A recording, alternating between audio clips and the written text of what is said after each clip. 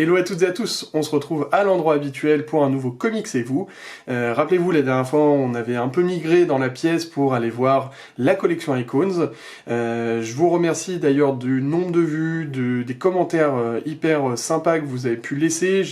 J'ai l'impression que cette vidéo vous aura plu et ça me fait vraiment plaisir parce que cette collection me tient à cœur. Donc voilà, si vous l'avez pas vue, allez la voir. Je suis très content de vous présenter cette collection.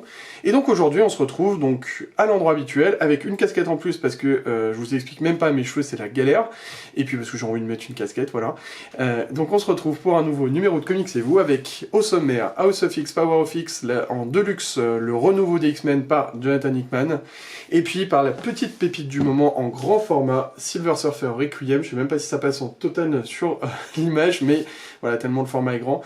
Petite pépite, on va le voir pourquoi, c'est vraiment super.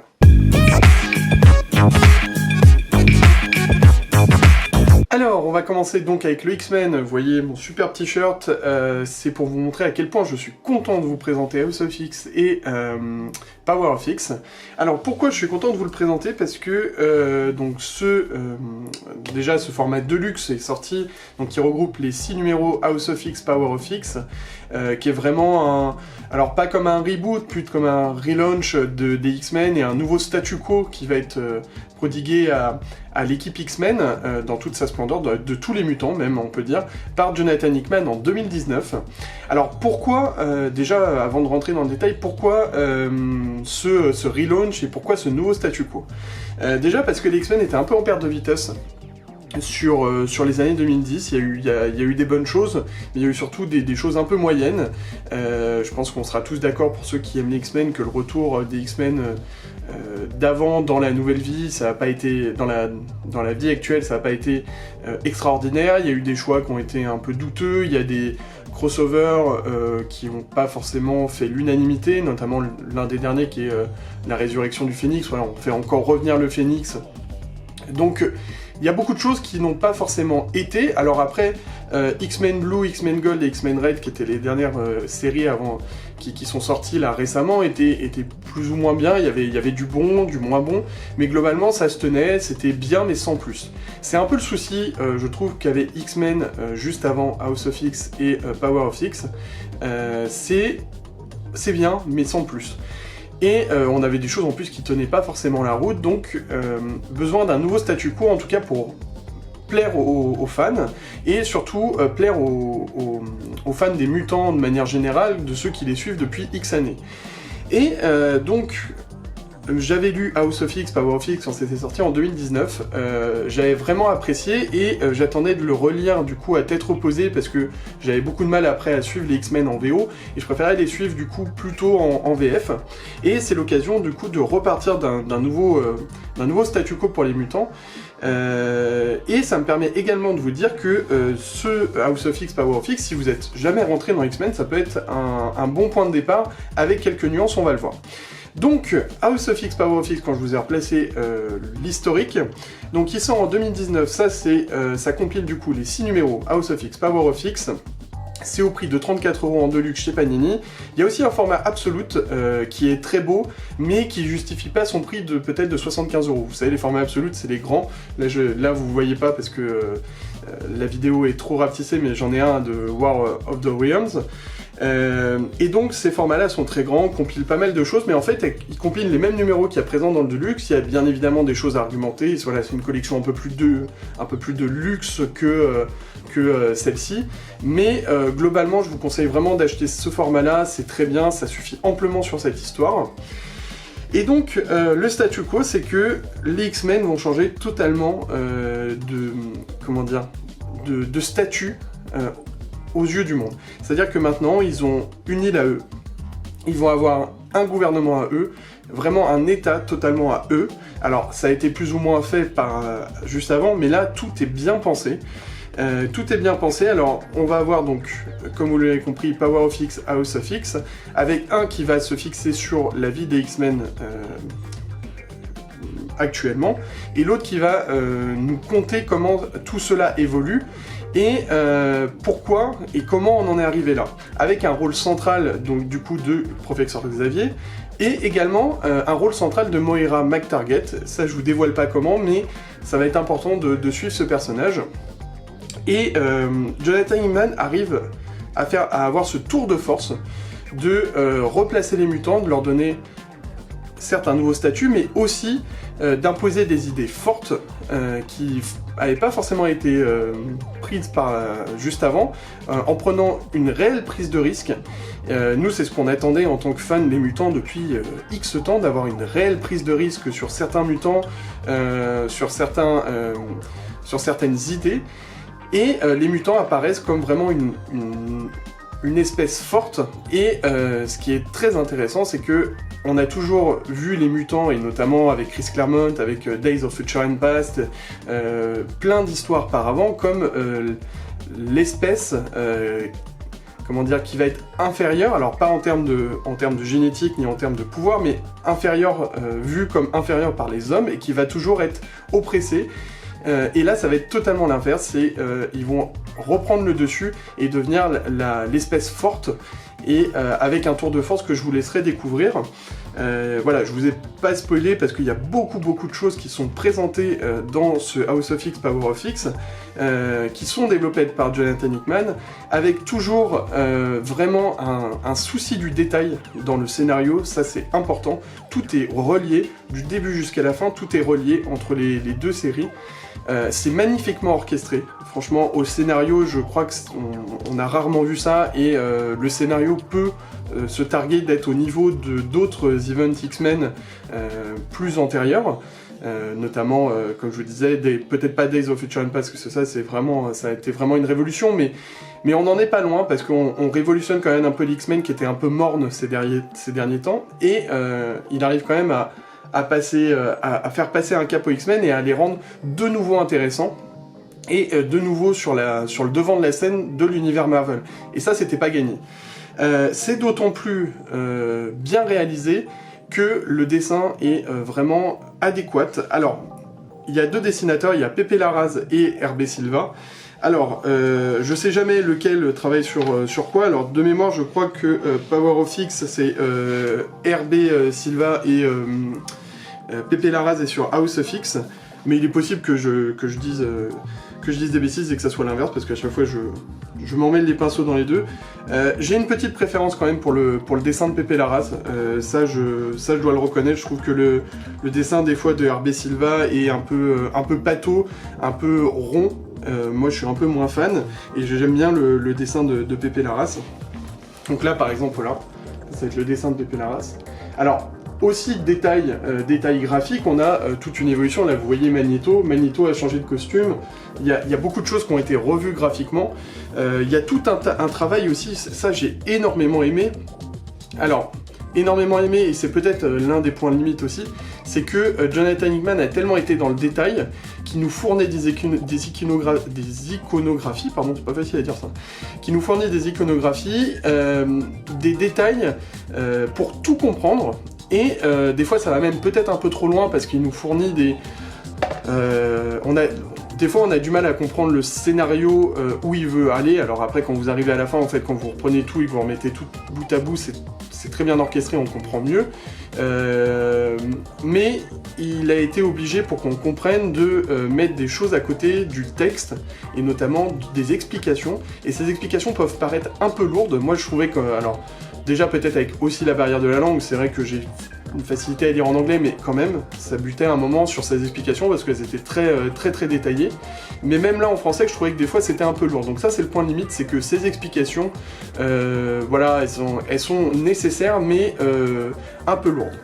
En tout cas, ça montre que le travail de fond de Jonathan Hickman a été vraiment très bien fait. Et à la limite, il a même, vous allez voir, recréé une langue avec Krakoa, etc. On est à la limite de la création de tout un univers un peu à la Tolkien. Donc vous voyez jusqu'à quel point Jonathan Hickman a poussé le raisonnement. Donc voilà, c'est très bien. Alors voilà, je vais vous trouver d'autres dessins de Hervé Silva. Voilà, sans vous spoiler, hop. Voilà. Bon là je vous montre quelques images, vous pourrez aller voir un peu plus sur internet parce que j'ai pas envie de vous spoiler, il y a beaucoup de choses qui sont dites donc j'ai pas envie de prendre une page et de vous spoiler. Mais si on doit faire un résumé de ce House of X Power of Six, c'est vraiment un très bon cru, un très bon point de départ. Alors il faut quand même avoir des notions, comme je vous disais, un bon point de départ pour ceux qui n'ont jamais lu les X-Men, bien évidemment parce qu'on part sur un nouveau statu quo qui va ouvrir de nouvelles possibilités derrière, donc ça, sans problème. Il faut quand même avoir en tête certaines notions, notamment ce qu'est une sentinelle, ce qu'est Bolivar Trask, quels sont les pouvoirs de chaque mutant, parce que ça c'est pas redétaillé, donc voilà, il faut avoir quelques petites notions de savoir qui est le Professeur X, qui est Moira McTaggart, qui est Magneto. Bon ça je pense qu'on les a tous, si on se lance dans X-Men, c'est qu'on a au moins vu au moins les films, ou au moins lu quelques trucs, mais il faut avoir quand même ces notions-là, parce que ce récit est quand même assez exigeant sur des notions de base, pour permettre d'avoir la compréhension globale de toute l'histoire. Donc ça c'est peut-être aussi une petite limite. Globalement, voilà, vous voyez ce récit, hormis ça et hormis les détails un peu trop précis, on est sur quand même un très grand cru X-Men, c'est pas arrivé souvent, il faut vraiment en profiter, donc jetez-vous sur ce numéro, il vaut vraiment le coup, et j'ai hâte de lire la suite par derrière. Alors j'avais lu un petit peu sur la série qui avait suivi, mais pas assez pour en comprendre tous les tenants et aboutissants, et surtout pour apprécier au mieux.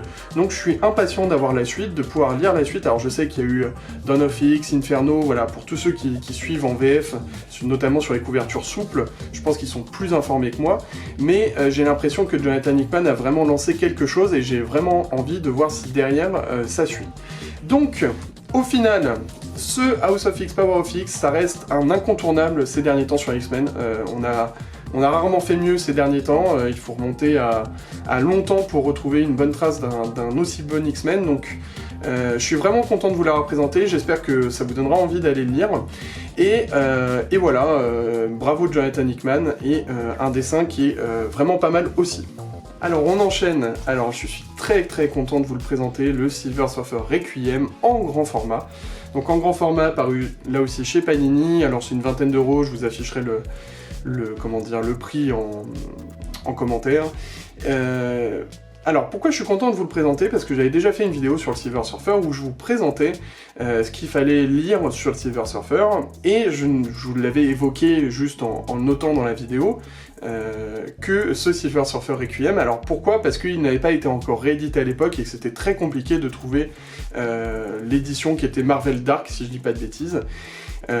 Et donc Panini l'a réédité, donc c'est chose faite depuis le 13 octobre, en grand format en plus, donc vous savez le principe de ce grand format, d'ailleurs Silver Surfer Parabole était sorti comme ça, c'est que à l'intérieur, donc là vous voyez, on peut retirer et ça va être un poster, donc moi je préfère le laisser et le mettre et le protéger, mais vous pouvez très bien prendre le poster.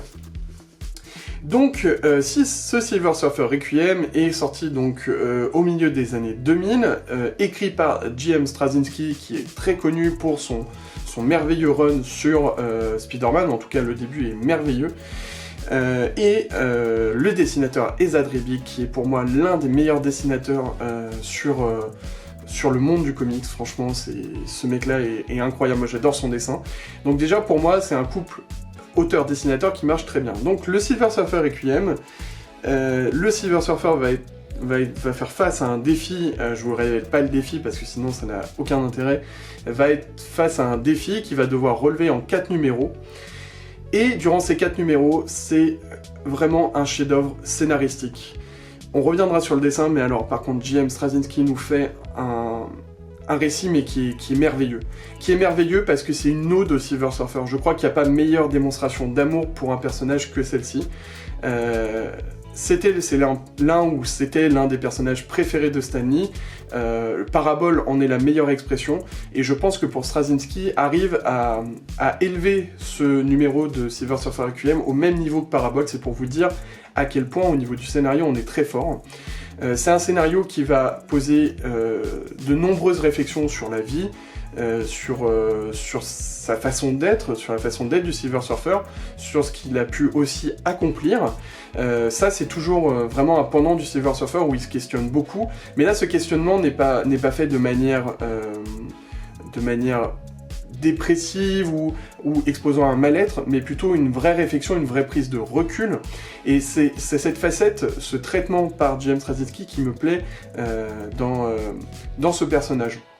Parce que d'habitude, on avait souvent présenté le Silver Surfer, notamment au début avec Stan Lee, comme quelqu'un qui se posait beaucoup de questions et qui était assez nombriliste. Là, c'est plutôt une prise de recul sur lui, qui est magnifique, avec de nombreux personnages qui vont rencontrer le Silver Surfer, une odyssée qui va passer dans tout l'espace de Zenla, qui est la planète d'origine du Silver Surfer, à la Terre, dans le cosmos, avec des personnages phares, notamment les Silver Surfer et d'autres, je vous le spoil pas.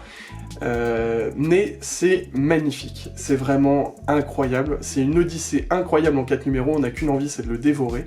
Et en plus, cette odyssée scénaristique, cette vision limite christique du personnage, alors je sais pas si ça se dit, mais il est proche quand même d'un moment de Jésus-Christ dans l'idée du cosmos, vraiment. On voit un peu le Silver Surfer comme un messie.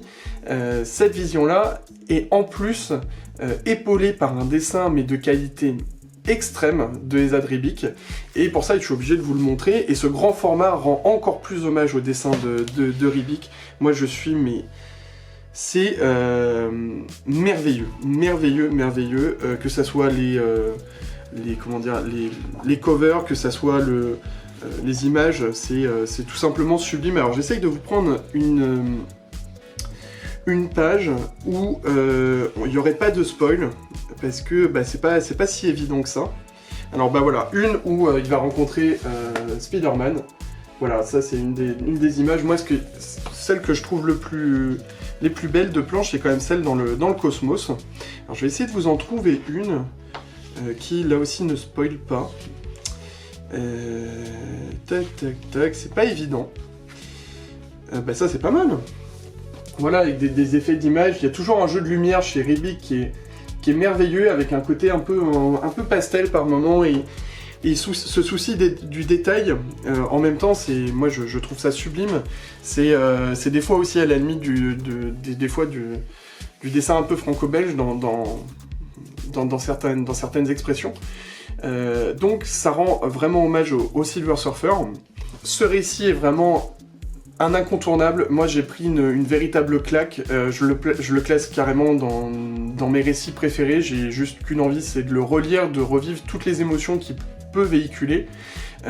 J'espère que ça vous a aussi ému, bouleversé, parce qu'il y a quelque chose, Straczynski arrive à nous faire passer vraiment des émotions que j'ai rarement eues dans les comics.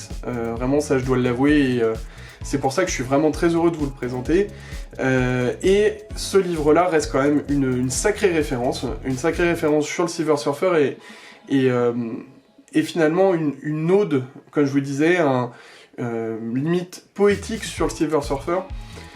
Donc je vous conseille, mais absolument, de le lire. Pour moi c'est un must-have sur le personnage, un must-have dans les comics de manière générale, et une superbe œuvre graphique.